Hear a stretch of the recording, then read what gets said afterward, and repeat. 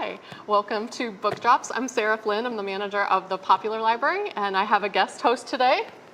Hi, thank you. I'm Forrest. I'm the West Park branch manager, and I'm really excited to be here and talk about some weird books. Nice, thanks for joining me. And Don and I had asked for guest hosts and for any topics that anyone wanted to talk about, and Forrest came to us and wanted to talk about weird fiction, which is great because it's an off the beaten path kind of genre, and a lot of people don't know much about it. And I got to read some things that I wouldn't have chosen regularly. So yeah, tell me a little bit about what got you into this genre and why you like it, and maybe a little info about it. Sure, absolutely. Maybe I am just a little bit of the resident weirdo here, and that's why I've been attracted to this genre. But it's hard to define weird fiction. But I think, it's let me go into the history of it first, and then I can talk about why I got into it, I think. So if you don't know what weird fiction is, it's kind of a subgenre. It has kind of gray definitions, but it's associated a lot with H.P. Lovecraft and a lot of Edgar Allan Poe and a lot of early writing that was sort of horror adjacent, but also involves supernatural, sort of visceral experiences that people have that are out of the ordinary. And it has evolved over time to kind of include different kinds of things that are just non-traditional horror. So if you have like horror or spooky things that are going on that aren't witches, ghosts, werewolves, vampires, then it could be weird fiction. And so I've been a fan of writers like Alan Moore.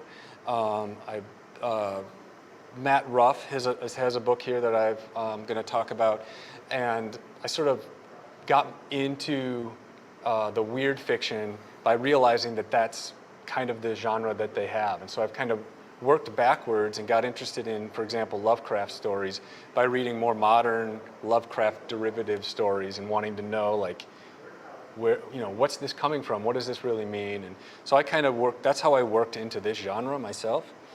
And again, like, to get into what weird fiction is, I think Poe would be kind of the, what do you want to call it, godfather of the genre, writing some of the original kind of weird things that is not traditional horror. In the early 20th century, when you had Algernon Blackwood, H.P. Lovecraft, Robert W. Chambers, you started having a sort of an explosion of weird fiction writers. And weird fiction came to be associated a lot with the tentacle, which is Lovecraft, essentially, in his mythos, which is still with us and permeates a lot of our society and a lot of our fiction today. But again, like I said, it's kind of grown to include a wider variety of types of fiction as well. Mm-hmm. So I hope that wasn't too rambling. No, not at all. It's really good. And I think it is hard to describe, and almost it's like, you know it when you see it, or if it's something that you start and it's hard to quantify. And I think almost like it's hard because it is like speculative, but it bumps up against a lot of other genres. But I think that's good if it's not just a ghost or a witch or a thing that's, embodied almost. It's almost, it causes more dread because it's very unknown. Yeah, there's sort of an element of the unknown or the unfamiliar that definitely runs through weird fiction, for sure. So I know we wanted to start off with talking about one that we've both read, which is, it's the Southern Reach Trilogy, which is the first one, which is Annihilation. And I really enjoyed this. I had read the first book a while ago. This is by Jeff Vandermeer. So these are the original books. And then it's a trilogy, as well as having a movie that stars Natalie Portman and Oscar Isaac. So I think this is a really good example of the genre, and in that it's scary, also very, there's a sense of dread, but you're up against an unknown that you can't, it's not like fighting against something that you can enemy. just go in and fight against. It's this nebulous thing that you have no power over. Yeah, yeah. It's so we were talking about this just before we started. That something that often runs through weird fiction is this like sense of place, this weird sense of unfamiliar place or unfamiliar experiences. And I think Jeff Vandermeer does a great job in the tradition of Lovecraft in crafting like a place that this happens, the Southern Reach, that's so foreign and unfamiliar and discomforting that that all these people are trying to, all the people in the story are trying to understand and explore.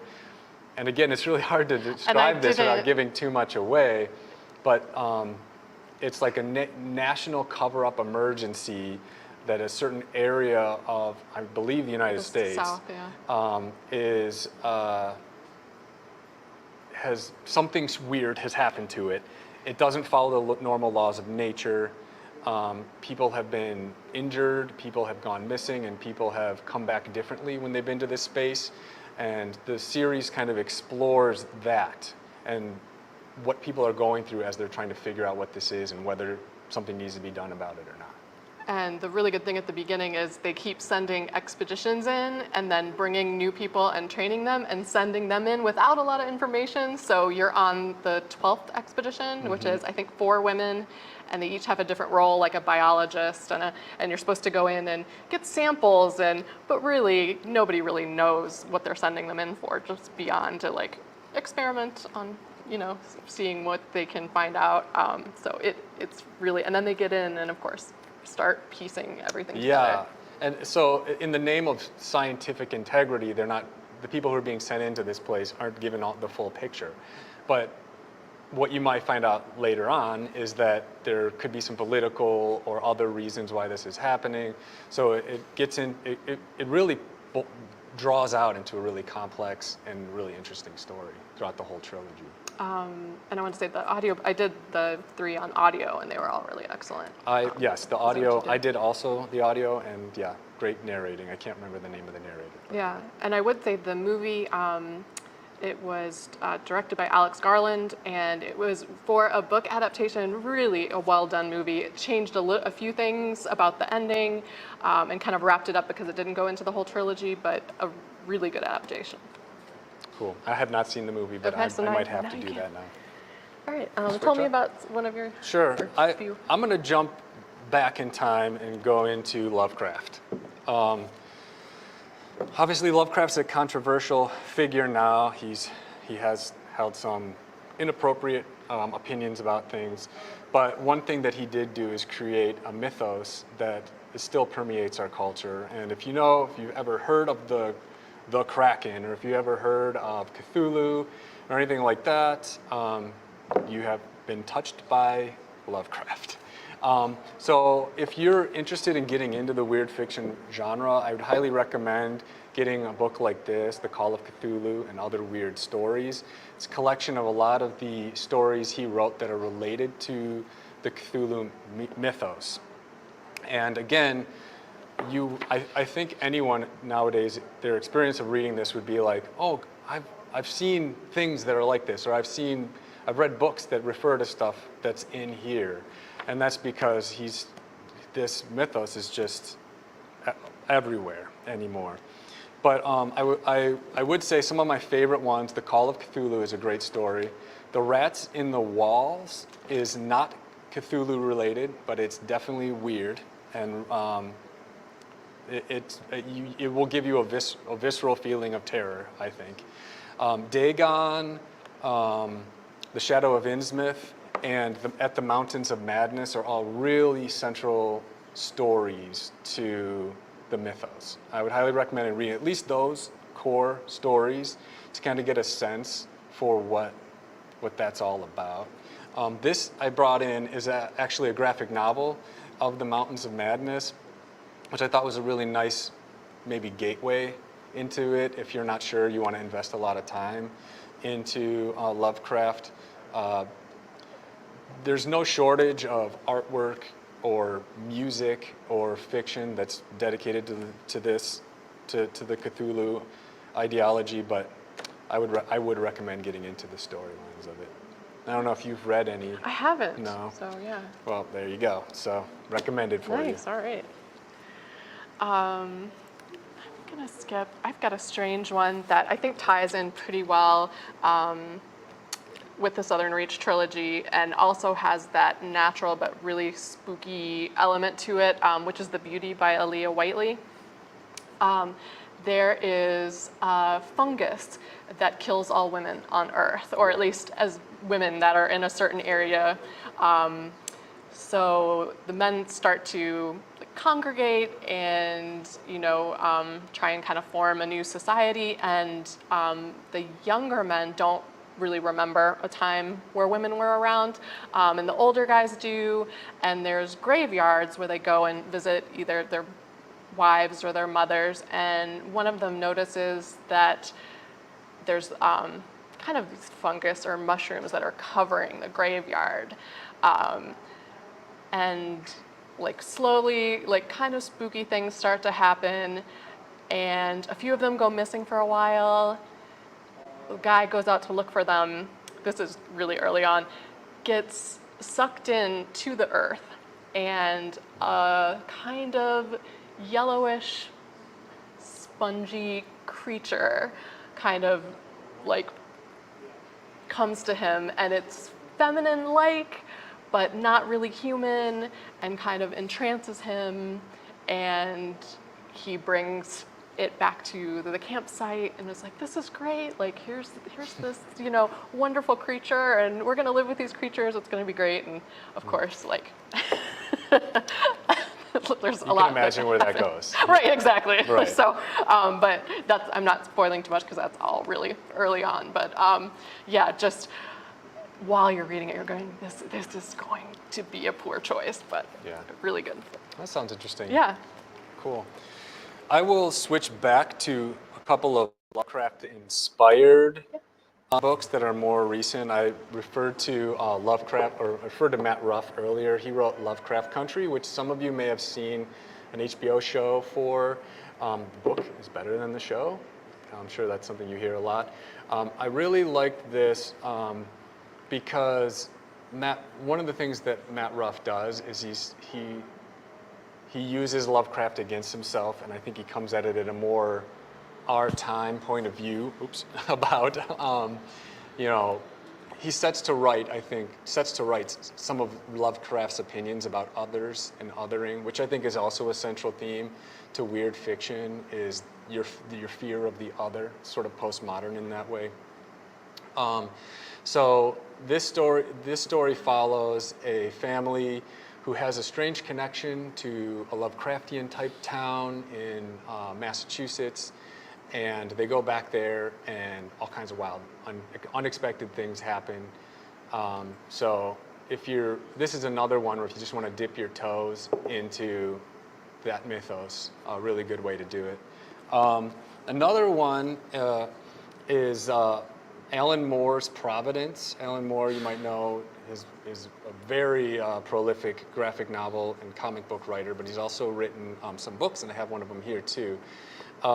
So Providence is Alan Moore's take on the Lovecraft mythos, and it follows a character who's experiencing events and characters that are in a variety of different Lovecraft stories, and it ties into the modern times. It jumps back and forth in time, and some of the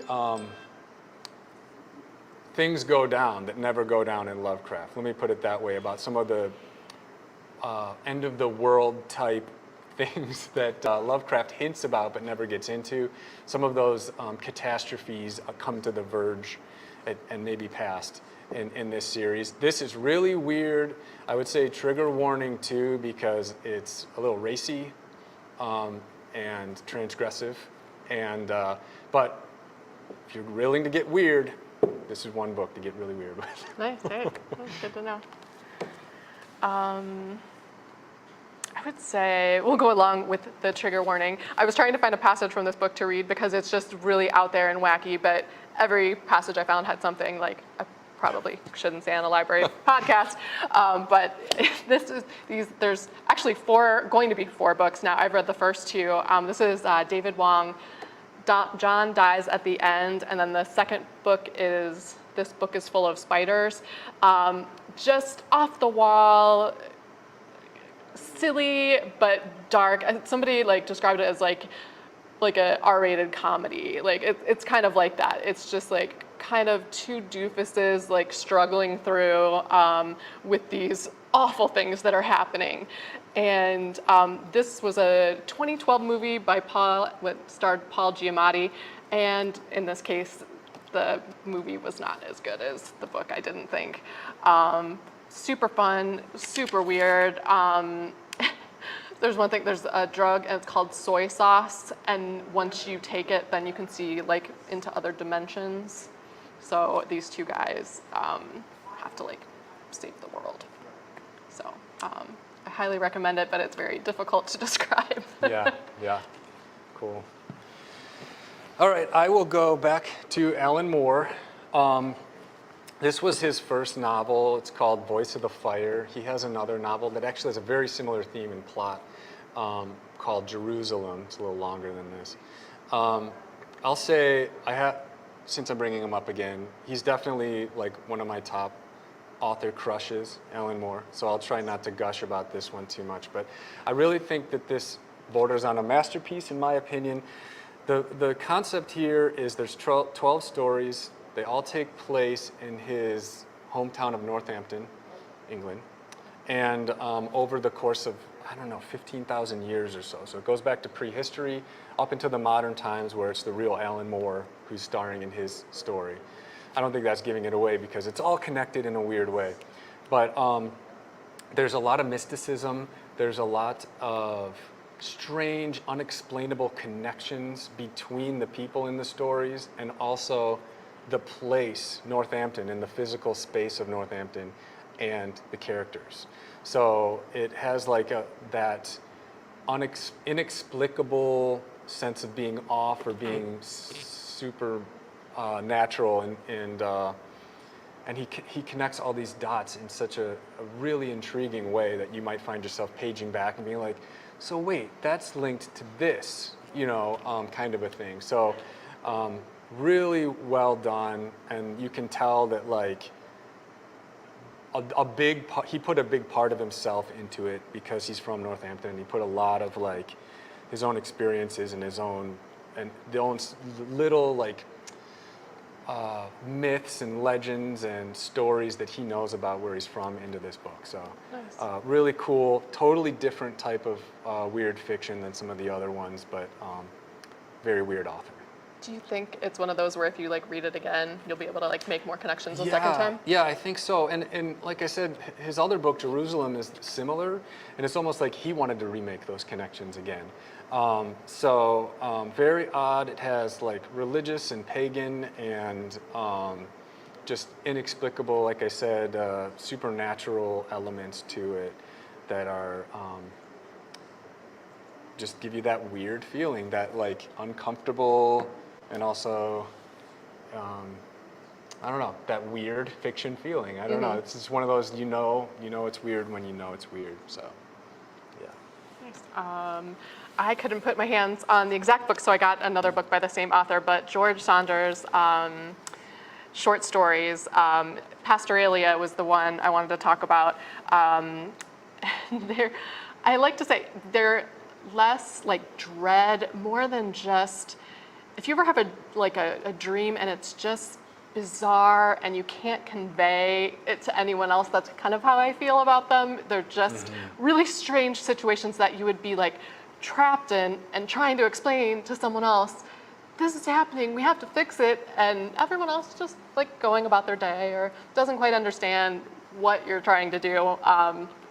And there's one in particular that I really love, which is, we were talking about before the show, which is set in an amusement park, and the narrator works in the caveman exhibit, and they have to pretend to be caveman cavemen during the day, and then at night you kind of go back behind the enclosure and have like hot chocolate and put on your robe, and things are just going downhill, and he really needs this job, and the woman who's in the enclosure with him doesn't want to like go along with it to make it look good for the tourists, and he's just, everything's going wrong all at once, and it's pretty hilarious. So there's a really good bit where they drop a goat. There's like a goat, like a male slot, but it's like a goat slot, and they're supposed to like roast a goat to make it look like they're cavemen every day. Things start going wrong at the amusement park, and no goat comes, so they don't know what to do all day to act like cavemen. I mean, it's just that weird, and just like, when have you ever read something like that? You haven't, so it's great. Yeah, and that's weird fiction does have a weird sense of humor too in some cases. That is definitely some mixture of comedy is in that, which is probably a good segue into another author that, so this would be, China Mieville would probably be considered new weird, which is kind of like a subgenre of weird, which kind of expands to beyond sort of like the Lovecraftian traditional weirdness to go into just giving this sense of disruption or discomfort that weird fiction kind of does. So I'll talk about, let's see, City in the City first. The concept behind this is, and I'll probably explain this badly, but there are two cities, fictional cities in this book that occupy the same physical space, but they are separate cities. There are certain areas of the city where you can cross over from one city to the other. So two different cities that are in two different countries, and they're not supposed to be able to see each other, but sometimes they can. And this is kind of like a mystery that is being solved, of a crime that occurred kind of in both places. And so the struggle of working with in two different locations, but also being in one location, it's hard to explain, but it's really interesting. It's really kind of, like I said, disorienting. But Mieville has a really great sense of humor about it, and the more British side of the sense of humor, but it's good stuff. Kraken by China Mieville, I think, is more of an homage to Lovecraft. It doesn't have anything to do with the Lovecraft mythos other than the event that sets off the action of this story is a giant squid is stolen from a museum, and different sort of supernatural groups are fighting each other over possession of it because they believe it will give them certain powers, and some of them fear that it could bring about the end of the world. So you have some of these like underground London paranormal and supernatural entities and groups running around fighting each other, trying to figure out what happened with this Kraken. And you have your sort of your unreliable narrator who's just this normal guy who gets tied into all of this. He worked at the museum, and he gets plunged into this like secret London world of fantasy that most people don't know exists, and so we kind of follow him along that journey and experience all the weird things that he experiences. And again, it's funny, it's weird, it's disorienting, and one thing I like about China Mieville, he has a series, the first of which is Perdito Street Station. I can't think of the name of the series, but he does a great job, I think, of creating his own unique mythos in each of his series or each of his books. So he does a lot of world building, and he just paints a really great picture of like spaces that you would have never seen before, or maybe never imagined before. Right, and with the world building and like some of the plots, it sounds more like fantasy than some things we've talked about already. Yeah, and I think I think I described him to you at one point as like the weird version of Neil Gaiman, and I think that that really holds up. I think he has that kind of like, I don't want to say campy, but he has that sort of like, he has fun with his fiction, and he plays with memes and plays with themes and traditions in a fun way. And but he does it in a way that I think while Neil Gaiman focuses on like Nordic or like, you know, existing gods and mythologies, China Mieville just builds them up from scratch. And so he's an ambitious fiction writer, and he's fun to read. Nice. So, oh my gosh, I really want to read those.